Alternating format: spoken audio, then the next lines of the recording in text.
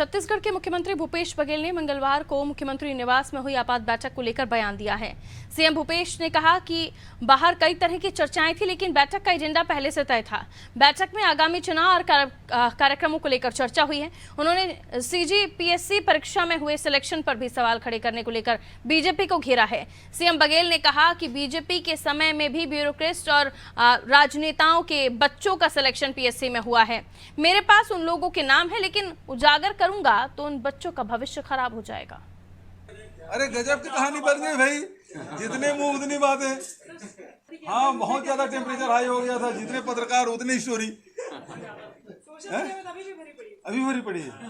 देखिए, मुख्य रूप से बात यह है कि आने वाले समय में हर संभाग में कार्यकर्ता सम्मेलन होना है और उसके तिथि, उसको किस प्रकार से आयोजन करना, इसके बारे में विचार विमर्श हुआ। दूसरी बात है, 21 तारीख को भरोसा सम्मेलन और महात्मा गांधी जो हार्टिकल्चर यूनिवर्सिटी है, जिसको 85 वर्षगांठ में हम लोग घोषित किए थे, उसका शिलान्यास करना है। इसके पहले क्या नेताओं ब्यूरोक्रेट्स के बच्चे सेलेक्ट नहीं हुए? अभी मेरे बगल में बैठे हैं शुक्ला जी, खड़े हैं, इनके बच्चे भी आईएएस में सेलेक्ट हुई। हम सबको खुशी हुई। ये तो राजनीतिक में है, वो अपने योग्यता में गई है। ऐसे बहुत सारे लोग हैं, लेकिन आपके पास तथ्य है, यदि चयन में कोई गड़बड़ी है जरूर दीजिए, तो शिकायत की हम जांच कराएंगे, लेकिन अनावश्यक माहौल खराब मत करिए। इससे नौजवानों में गलत संदेश जाता है। एक राजनीतिक दल के लोग हैं आप, आपकी जिम्मेदारी है, लेकिन केवल आरोप लगा देने से, व्हाट्सएप यूनिवर्सिटी में दुष्प्रचार करने से आपका कद बड़ा होने वाला नहीं है। लेकिन हाँ, इससे वो जो चयनित जो छात्र छात्राएं हैं, उसके मन में इसका बुरा प्रभाव जरूर पड़ता है। डबल इंजन की सरकार, ये तो संघीय व्यवस्था है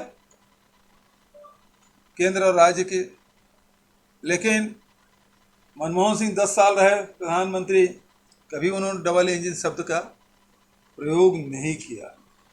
ये डबल इंजन की सरकार के प्रयोग इसी शासनकाल में मोदी जी, शाह जी, नड्डा जी ये सब करते रहे। नड्डा जी कर्नाटक में धमकी तक दे डाले। अरे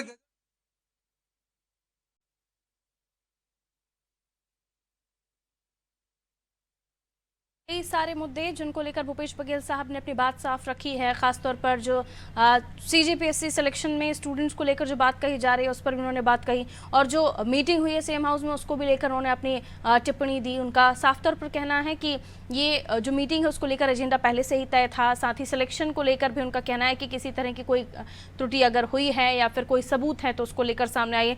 रविंदर, कुल मिलाकर जो मुख्यमंत्री भूपेश बघेल ने अपनी बात रखी है, सीधे तौर पर बीजेपी पर निशाना भी साध रहे हैं और ये भी कहते हुए नजर आ रहे हैं कि अगर कोई ऐसे नाम है तो जरूर वो सार्वजनिक करें। और उनका ये भी कहना है कि बीजेपी के समय भी कई ऐसे ब्यूरोक्रेट्स हैं जिनके बच्चों का सिलेक्शन हुआ था। जी, निश्चित तौर पे पीएससी को लेकर जो भाजपा ने लगातार सवाल उठाए हैं, जिस तरह का रिजल्ट है, उनका सीधा आरोप लगाया, यही आरोप लगाया सरकार पे कि पैसा देके इन्होंने रिजल्ट दिया है। उसी को लेकर मुख्यमंत्री भूपेश बघेल ने आज पलटवार करते हुए कहा कि अगर आपके पास कोई सूची है या आपके पास कोई जानकारी है या कोई जानकारी है आपके पास, तो हमें तत्काल बताएं, हम उस पर एक्शन लेंगे।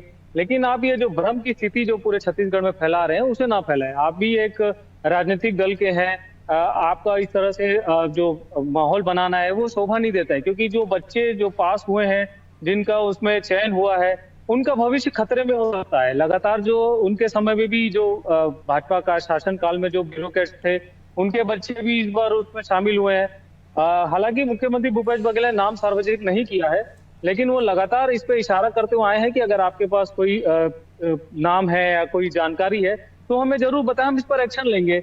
उसी को लेके जो साथ में जो कल बैठक हुई है उसको भी लेके उन्होंने तंज कसते हुए कहा कि जो बैठक हुई है उसका एजेंडा पहले से फिक्स था, क्योंकि जब हम सीएम हाउस में मौजूद थे तो पत्रकारों को इससे, मीडिया को इससे दूर रखा गया था। कोई अंदेशा नहीं था कि किस तरह से वो बातचीत हो रही थी, किस तरह से चर्चा हो रही थी, किस कारण बैठक थी, क्योंकि कुमारी शैलजा का जो ये छत्तीसगढ़ आना था वो एकदम तत्काल प्रभाव से था, वो पहले से फिक्स नहीं था। जिसको लेकर तमाम बीजेपी और जो राजनीतिक गलियारे उसमें हलचल मच गई थी कि किस तरह की बैठक है, इसके क्या एजेंडा हो सकते हैं। जब हमने उसके बाद टीएस सिंधे से बात की, जो मंत्री हैं जो बैठक में मौजूद थे, उन्होंने भी स्पष्ट कहा था कि ये जो सार्वजनिक बैठक आगामी चुनाव को लेकर है। कर्नाटक में जिस तरह से हमारी जीत हुई थी, उसके बाद उसी एजेंडे पर हम अब ये बैठक कर रहे हैं। हालांकि रविंद्र चौबे की तबीयत खराब थी, जिस वजह से ये बैठक उनके बंगले में होनी थी, लेकिन तबीयत खराब होने की वजह से हम ये सीएम हाउस में कर रहे हैं। तो ये एजेंडा पहले से फिक्स था। वहीं भाजपा का कहना है कि इसमें जरूर कोई फेरबदल है, उनको मना किया गया है बताने के लिए।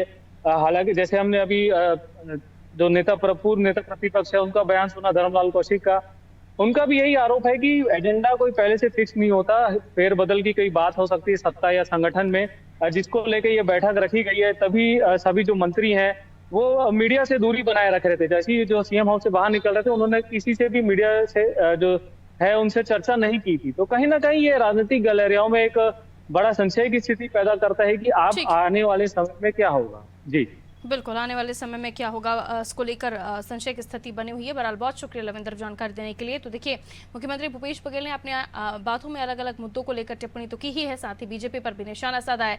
पीएससी परीक्षा को लेकर भी उन्होंने तंज कसा और कहा कि बीजेपी के समय भी कई ऐसे ब्यूरोक्रेट्स जिनके बच्चों का सिलेक्शन हुआ, वो नाम नहीं लेना चाहते हैं। उनका कहना है कि अगर किसी तरह की कोई अतिशयोक्ति है या संशय की स्थिति है तो सबूत दिए जाएं, उस पर जांच की जाएगी, लेकिन माहौल खराब ना करें।